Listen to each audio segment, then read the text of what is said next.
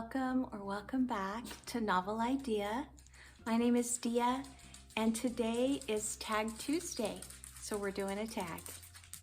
So this is the Cozy Christmas Book Tag movie version. It was originally created by Art over at Bookshelf Odyssey, and Kelly at Books I'm Not Reading kindly just tagged me. I will have both of their channels linked down below. I enjoy both of them so much. So go visit their channels. They will be in the description box. And without further ado, we're gonna jump into this. And you're gonna be good. All right, prompt number 1. Santa Claus. Oh, the Santa Claus movie version. So we're talking about the movies. Recommend a book about family. And for me, this could be just about any book that I read, because those are the kinds of books that I enjoy the most. So for this, for all of these, I tried to choose like a younger book and an adult book. And so I chose, for the younger side of this, I chose the Great Brain series. And this is by John D. Fitzgerald. The Great Brain is all about a family of brothers.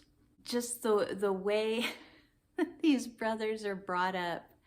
And one of the brothers is really good at just kind of analytical thought, thinking through things and trying to manipulate things to his own purposes. And it's the youngest brother that is telling the story. And they are fun. They are so much fun. So John D. Fitzgerald, The Great Brain, that's the younger side. The older side, I am just about to finish The Brothers Karamazov by Dostoevsky. And it's very high drama, and there are some major things that happen, but I so appreciate Dostoevsky's ability to make you laugh a lot in the midst of something. He doesn't choose a viewpoint to champion. Dostoevsky chooses to just give you the viewpoints and point out what happens as a result of going down this path or going down this path or going down this path. And he's so good at just leaving it open to you to be able to see what the end results of those are. Okay, The Grinch. Recommend a book about the redemption of an unlikable character. So again, this is the younger version, and this is a book by Lloyd Alexander called The Arcadians. And it is a standalone. He's more famous for his book, his Prydain Chronicles, the Book of Three, the Black Cauldron, all of those. This one is a standalone, and it is kind of a play on Greek mythology, and it is about a very unlikely band of misfits that are kind of on a quest to become things. And at least 2 of the characters start out very unlikable, and you fall in love with them by the end of the book. So yeah, The Arcadians by Lloyd Alexander. The older book, the more adult book, and I think I would call this an adult, yeah, and it's grimdark. And that is The Blade Itself by Joe Abercrombie. Now, this is the only Abercrombie book that I have read, but there is a character named Glocta in the book who is, let's just say, I don't think that he is unlikable. You're just not sure whether or not you should be liking him, because you do like him, but you're not sure whether you should be. Yeah, so I'm gonna go with the blade itself. All right, the prompt number 3 is The Polar Express. Recommend a book about travel. So both of the ones that I have written down are a little more on the young side. And I think I read both of them for the first time when I was fairly young. I also tried to choose books for this that you don't hear me talk about a lot on here. So the first one is 20,000 Leagues Under the Sea by Jules Verne. And it's a different kind of travel, but it is about travel. This is about Captain Nemo. It's about a submarine. It's about giant sea creatures. It's just so good. The other one that I chose is Captain's Courageous, and this is by Rudyard Kipling. And the reason why I say that it deals with more adult themes is because it is about a sea voyage. Again, this is on top of the water rather than underneath. It is about a young man, a very young boy, who has to grow up very quickly as a result of circumstances that happen. The next prompt is Home Alone. Recommend a book about a character who faces challenges on their own. So the first one is The Sign of the Beaver. This is about a family who is moving basically out west in America when it's first being founded, when it's first being populated with white Europeans.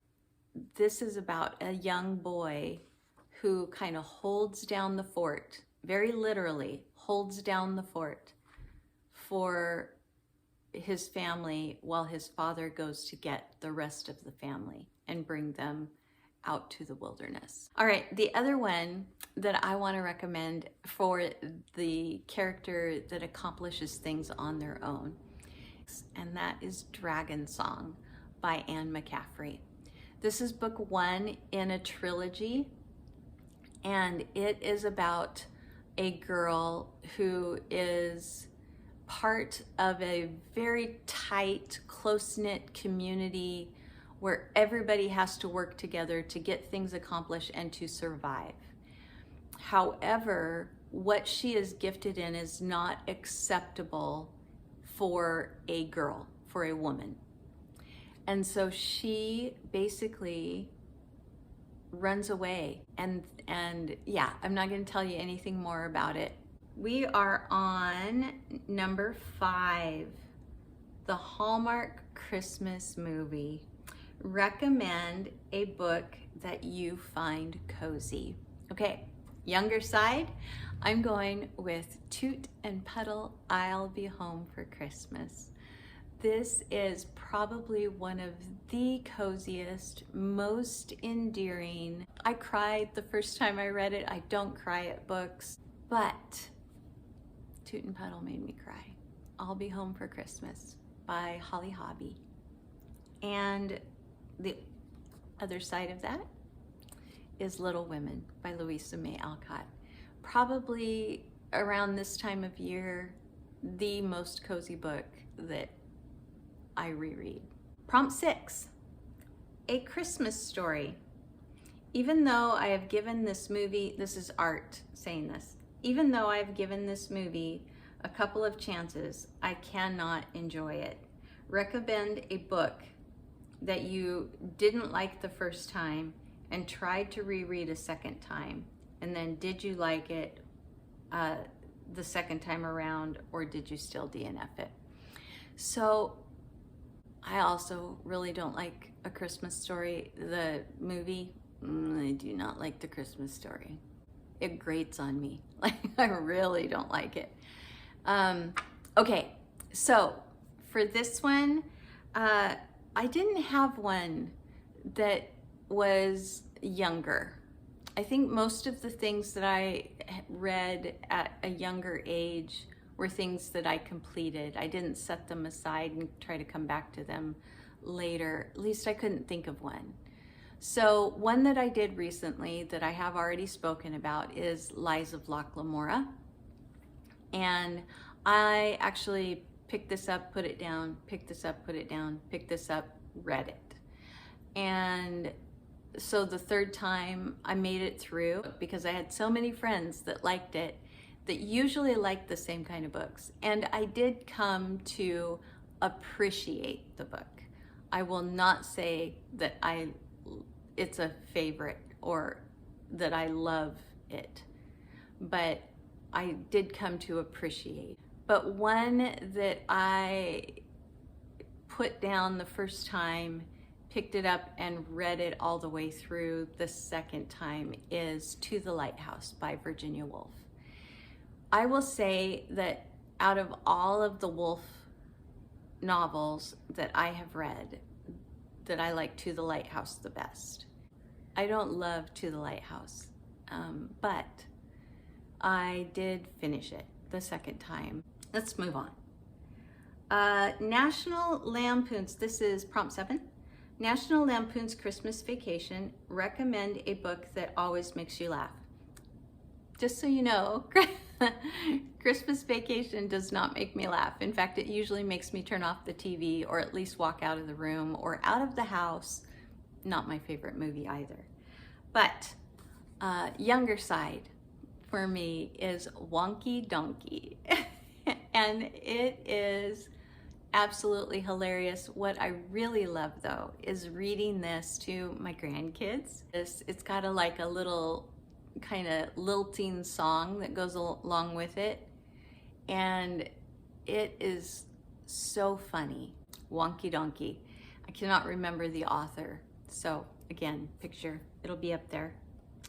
And then the other one that I was not expecting to laugh at, that I laughed several times through, is a compilation of short stories by Dostoevsky, and it's called A Bad Business. It's a fairly new release. I think it was just released was it this year?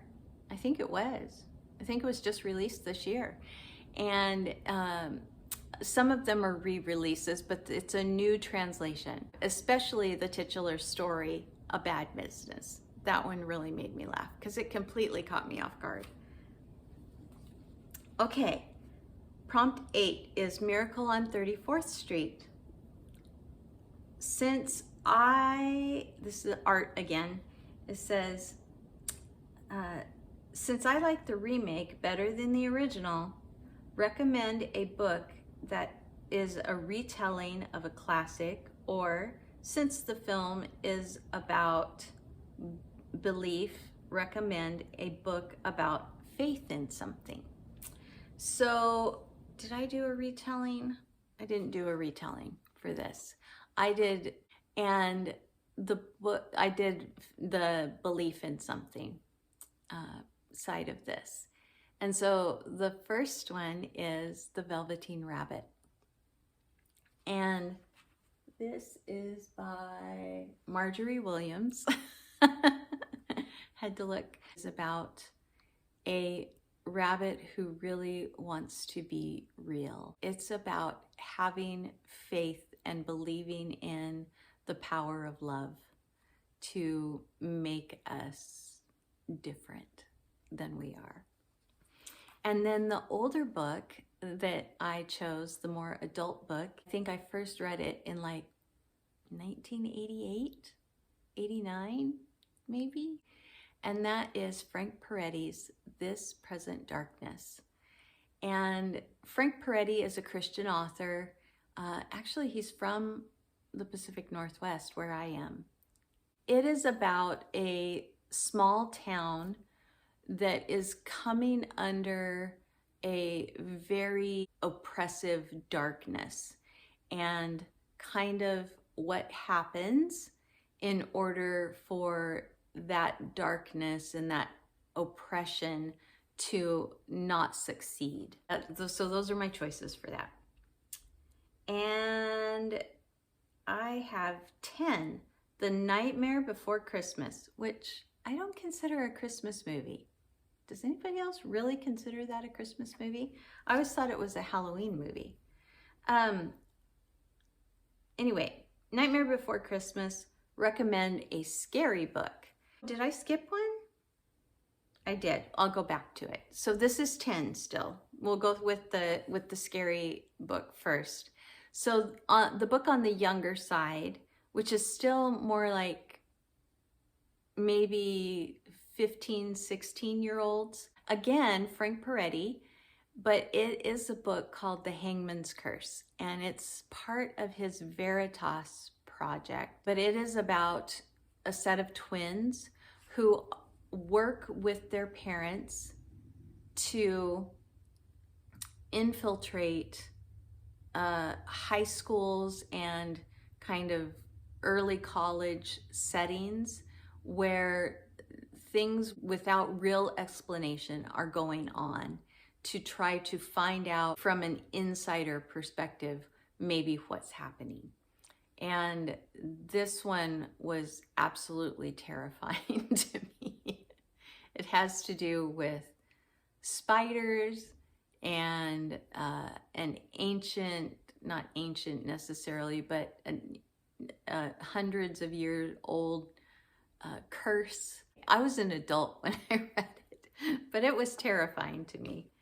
And then one that I actually just read last Christmas is Midnight in the Everwood, and it's supposed to be kind of a retelling of the Nutcracker, but it was the scariest retelling of the Nutcracker I've ever read.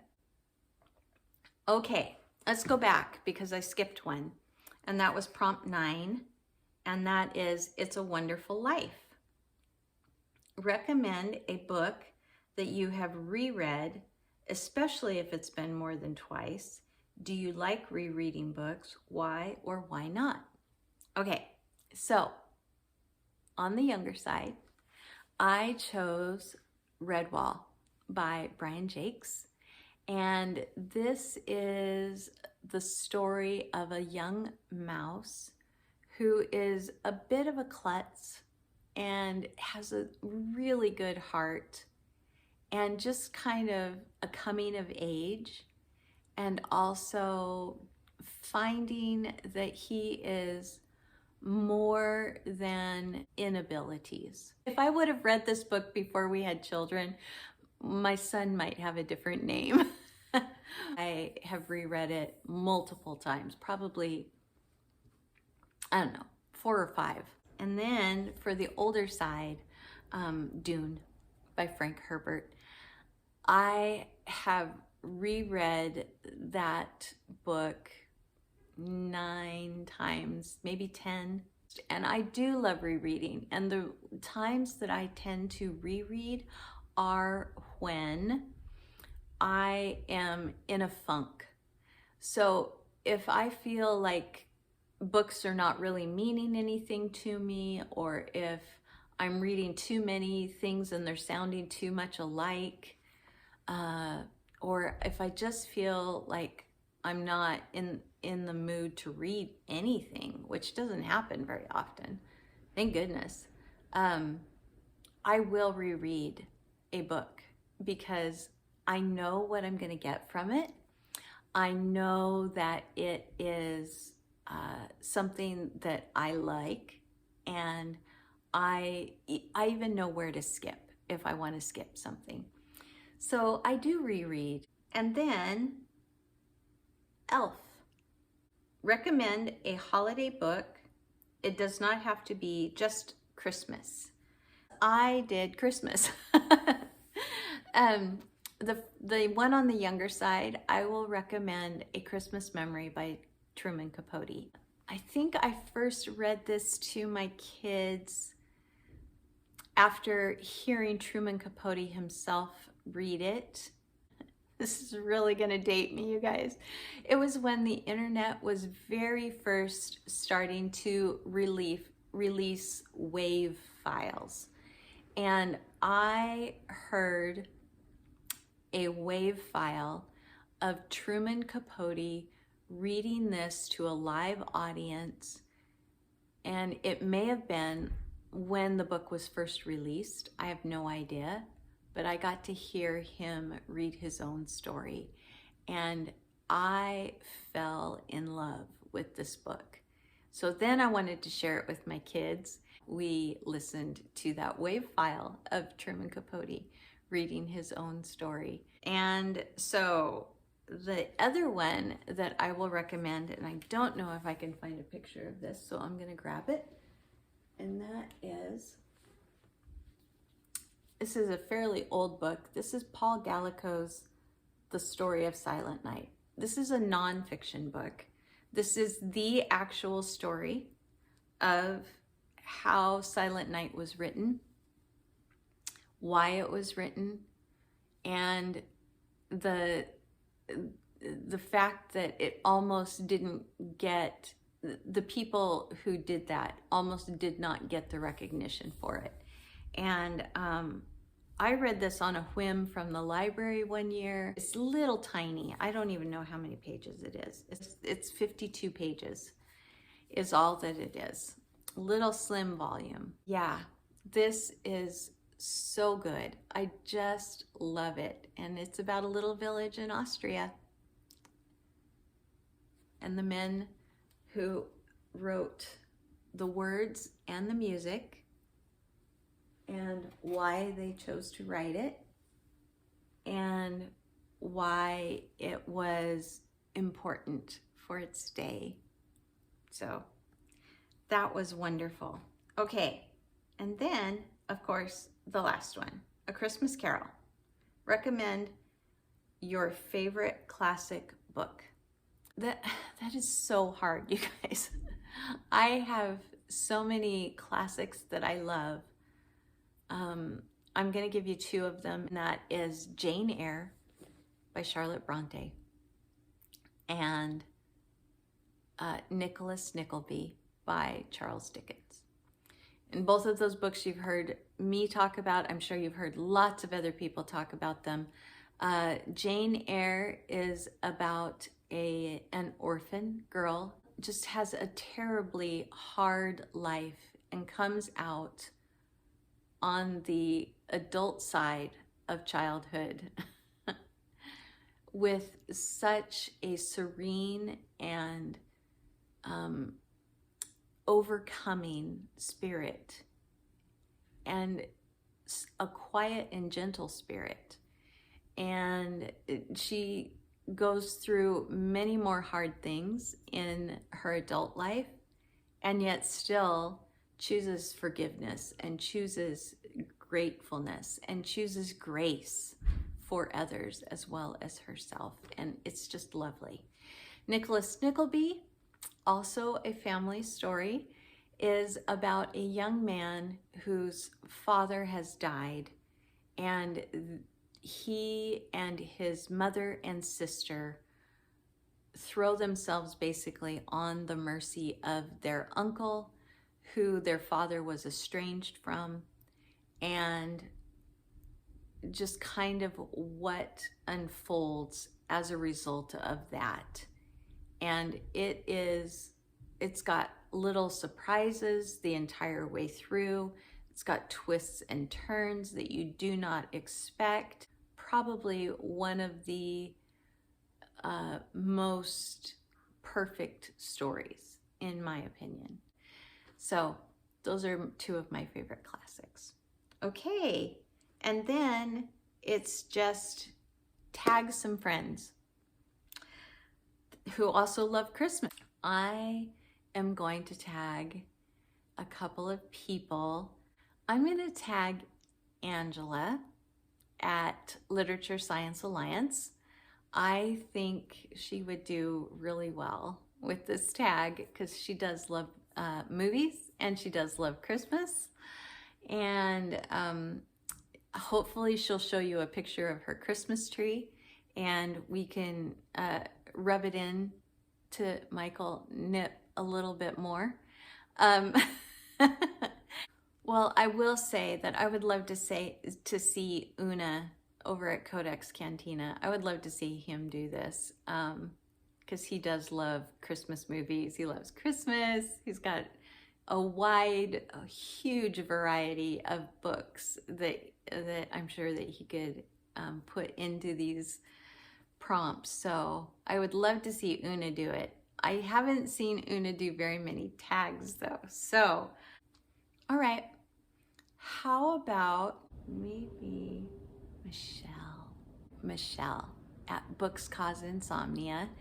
And she saw my last Christmas tag that I did. And this one may be even more up your alley, Michelle. So maybe you should do this one.